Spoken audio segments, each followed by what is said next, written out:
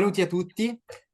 Questa è un'intervista che andremo a fare con Mirko Gambaro, che è un critico d'arte e fa parte del progetto di Artcoin e ci spiegherà lui meglio in cosa consiste quello che fa all'interno del progetto e come li aiuta a valutare le opere d'arte che inseriranno poi nel portafoglio. Ciao Mirko.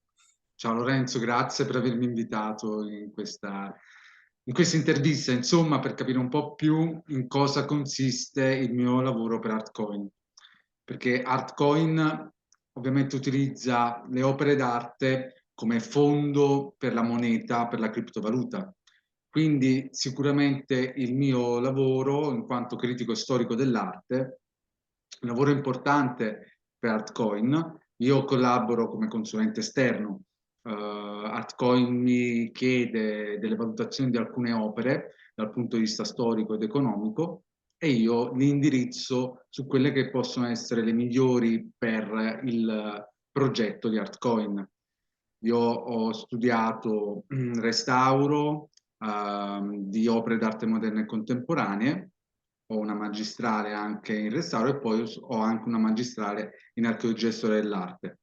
Ho tanta esperienza in questo campo, sono praticamente da quando ho finito il liceo, ora sono grandicello, da quando ho finito il liceo che ho sempre lavorato nel mondo dell'arte con diversi ruoli, voi il restauratore, appunto, il divulgatore, il consulente e attualmente lo storico, cioè praticamente il lavoro è quello di studiare le opere d'arte antiche, quindi c'è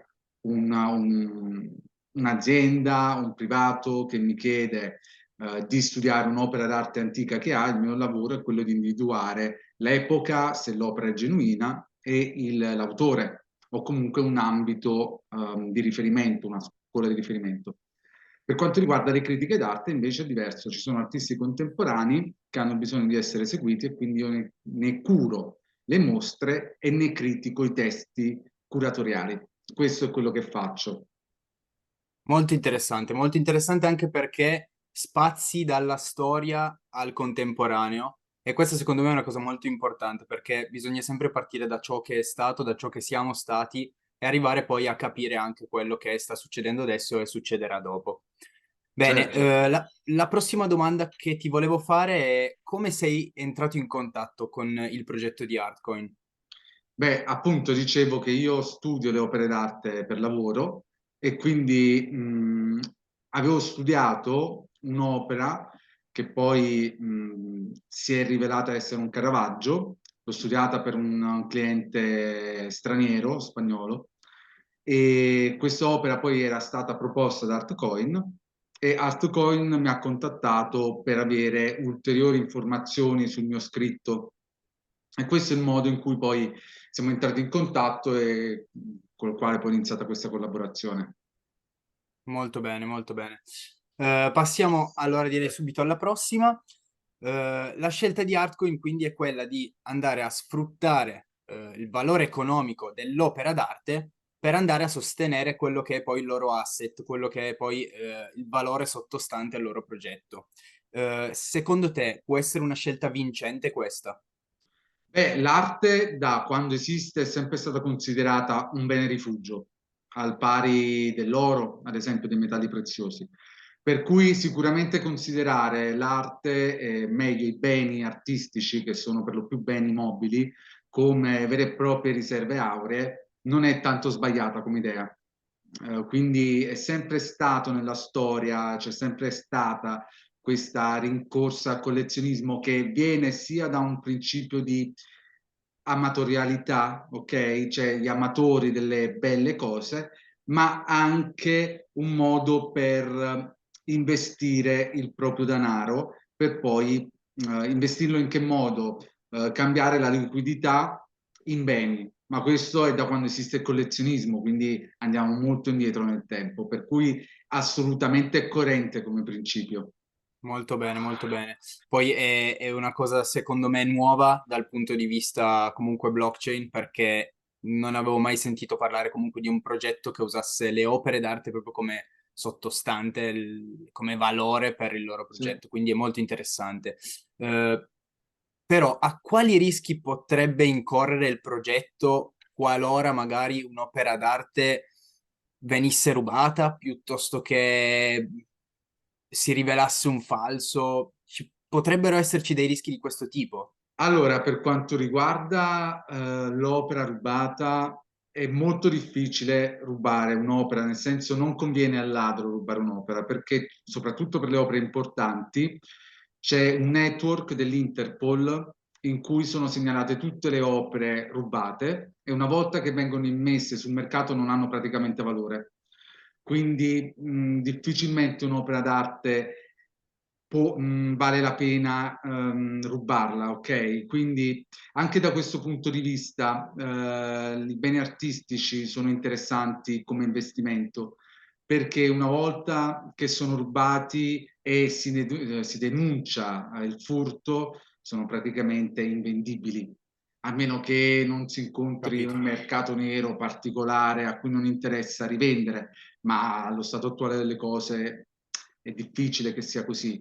Per quanto riguarda la non originalità delle opere, beh, qua entra in gioco la mia figura, comunque la figura che rappresento più che altro, in quanto consulente, il mio lavoro dare consigli e ovviamente assicurare che l'opera sia autentica. E per assicurare che l'opera sia autentica, ovviamente ci vogliono degli studi per quanto riguarda l'arte antica, mentre per quanto riguarda l'arte moderna e contemporanea ci si rifà a delle pubblicazioni e a delle fondazioni che certificano l'autenticità della stessa opera. Quindi è molto difficile incorrere in opere rubate e in opere che non siano originali, soprattutto a certi livelli, per cui è molto sicuro come investimento quello artistico. Molto bene, molto bene. Molto più sicuro poi di tanti progetti comunque che abbiamo visto nelle criptovalute che magari nel giro di un anno sono implosi perché appunto non avevano un vero valore sottostante e quindi abbiamo visto numerosi progetti che sono andati a fallire e questo ha creato dei buchi nel mercato enormi. Invece, come abbiamo detto, l'opera d'arte è praticamente la cosa più sicura, È un al assegno. pari dell'oro, come Esatto, dicevamo. praticamente sono assegni circolari che ci godiamo alle pareti per quanto riguarda i dipinti e invece le sculture magari su piedistalli, però sì, sono moneta corrente, insomma. Oltre che avere comunque un valore non solo a livello monetario, ma a livello artistico, a livello intellettuale, cioè, a più livelli. Riempie l'anima, l'opera d'arte riempie l'anima. E- Sicuramente sì. è più interessante investire una cifra in un'opera d'arte e godersela, anziché cioè mettere la stessa opera magari su un fondo che può essere, sai, un deposito bancario. Molte persone, soprattutto imprenditori, stanno scegliendo questa strada, cioè quella di investire, di più che investire cambiare, ecco, depositare il proprio denaro in opere d'arte, perché quantomeno è lì, lo vedi, te lo godi, non viene eroso in nessun modo, non ci sono imposte strane che si devono pagare, come per esempio sul conto corrente, e poi ovviamente un giorno che si ha bisogno, oppure si vuole cambiare la collezione, si stacca l'opera dal quadro o dal piedistallo e la si vende e si ricompra qualcos'altro. Molto bene, molto bene. Direi allora che le opere d'arte indiscutibilmente fanno da sottostante per il progetto E di la cosa Artcoin. interessante di Altcoin, cioè è come se fosse, tu parli sottostante perché usi un termine tecnico, ma a me Sì. piace molto l'espressione riserva aurea. Gli Ok, stati che hanno ovviamente la propria moneta, la moneta corrisponde alla riserva aurea che ha lo Stato. Artcoin ha la sua riserva aurea nella collezione di opere d'arte, per cui chi utilizza Artcoin comunque sa che quello che prende, i coin, gli altcoin che prende, corrispondono a una determinata fetta, a una determinata frazione di quella opera d'arte. esattamente. Eh, Anzi, ti correggo perché dal 71 le monete, l'euro, i dollari che noi utilizziamo tutti i giorni non hanno più un sottostante in oro. Quindi l'opera d'arte a maggior ragione è ancora più sicura che i soldi che usiamo Io tuttora. comunque mi riferivo comunque all'immaginario Sì, sì, collettivo sì, che sì, abbiamo sì. del Certo, denaro, certo, insomma. certo, certo. Bene, passiamo alla prossima domanda. Quali sono i principali parametri con cui valutate, sia te che comunque chi fa parte di Artcoin, come investire un'opera?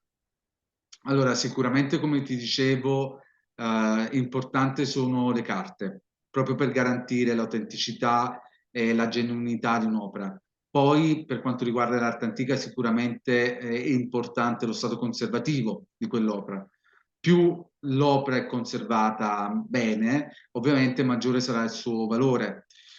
Quindi se a parità di opera, per dirti, un'opera è conservata al 90% all'originale, un'opera del XVII secolo, un'opera ha valore X, per dire, un'opera molto simile dello stesso autore, delle stesse dimensioni, dello stesso periodo, stesso soggetto, conservata peggio, avrà un valore X meno 5, comunque X meno N, insomma. Capito? Quindi per l'arte antica sicuramente i parametri sono conservativi, quelli estetici Ok, sicuramente, e poi quelli documentari. Ok? Per quanto riguarda l'arte contemporanea è un po' più soggettiva, poi dipende dalle correnti, dai periodi, dagli artisti, però quello che è importante è sicuramente sempre lo stato conservativo. Però è difficile trovare un'opera contemporanea molto difettosa o comunque molto rovinata. Quindi quello che è importante è la documentazione. ok, ok, capito, capito. Allora, passiamo alla fine di questa intervista. Consiglieresti agli artisti di oggi, comunque a quelli che si stanno affacciando ad oggi al mondo dell'arte, di provare anche ad affacciarsi sul mondo del digitale? Tu per digitale intendi gli NFT? Gli NFT piuttosto che la blockchain, comunque la realtà virtuale, ci sono diverse modalità. Sicuramente è il presente, non dico il futuro, è il presente. Per me, per un artista, è importante che si trovi su più livelli di mercato. Quindi non parlo di segmenti, ma di livelli, perché li vedo proprio come livelli diversi. C'è l'offline e l'online. Sono due mercati altrettanto importanti, cioè entrambi importanti, non ce n'è uno meno, uno di più. Sicuramente dal punto di vista digitale, il digitale ti permette di essere nel mondo. L'offline ti permette di fare una mostra, di magari avere subito un riscontro, un feedback immediato con la persona che è importante perché serve anche a sviluppare il proprio lavoro, a sviluppare la propria tematica e la propria arte, ma dal punto di vista del mercato sicuramente interessante oggi, anzi ieri direi, essere sul digitale. Questo non intendo per digitale io NFT per forza o blockchain, comunque essere online, sicuramente importante. E poi entrare a far parte magari di un sottostante finanziario, economico, di una cripto è interessante sicuramente sia per chi acquista la cripto sia per l'artista che ha la possibilità sia di farsi conoscere sia di far parte di qualcosa che è molto più grande. Sì, sì, e vedere soprattutto la sua opera che ha anche un'utilità, oltre al fatto che potrebbe essere esposta da Artcoin in 1000 mostre anche digitali e quindi ricevere ancora più spettatori, è una cosa che veramente gli dà tantissime opportunità Certo, sotto più punti di vista. Bene, concludiamo e ti volevo fare una domanda più generalizzata, non sull'arte, vai. che è un consiglio che daresti alle persone adatte al periodo storico in cui ci troviamo. Guarda, io darei un consiglio in controtendenza. Molto bene. Io sono dell'idea che nei periodi difficili e di crisi si debba investire.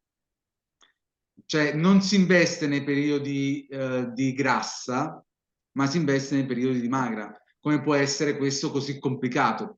Quindi per diversi motivi il principale è sicuramente economico, perché adesso investire dà la possibilità di comprare belle cose pagandole meno del valore reale. Mi riferisco all'arte, ma in realtà mi riferisco a tante cose. Per cui se si investe in questo momento, sicuramente superato il momento, perché poi, come diceva Croce, la storia sono corsi e ricorsi, quindi dovrà finire per forza questo periodo. Per cui il consiglio che do a tutti per questo periodo è sicuramente di investire. Investire sul digitale, investire in arte, di investire, di non fermarsi, di dare spinta e propulsione all'economia, perché questo piano piano darà la possibilità comunque di uscire da questo periodo storico e magari iniziarne uno nuovo più luminoso. Mirko, hai dato un consiglio che veramente dovrebbero ascoltare tutti, perché è troppo facile investire nei momenti di grassa, come dicevi prima, ma è difficile investire adesso. E poi, appunto, non stiamo parlando di investire su un qualcosa che deve essere per forza sulla blockchain, sulle criptovalute. Investite anche su voi stessi, investite su quello che in futuro vi potrà portare a uscire da questa situazione che, come stiamo vedendo, c'è una crisi che diraga appunto in tutto il mondo e in qualche modo bisognerà uscirne. Bene, direi che è stato veramente interessante parlare con te, Mirko, perché ci hai dato tanti spunti sia artistici che non. E ti ringrazio per questa intervista e spero che ci rivedremo in futuro. Grazie a te Lorenzo e mi auguro altrettanto. A presto. Perfetto.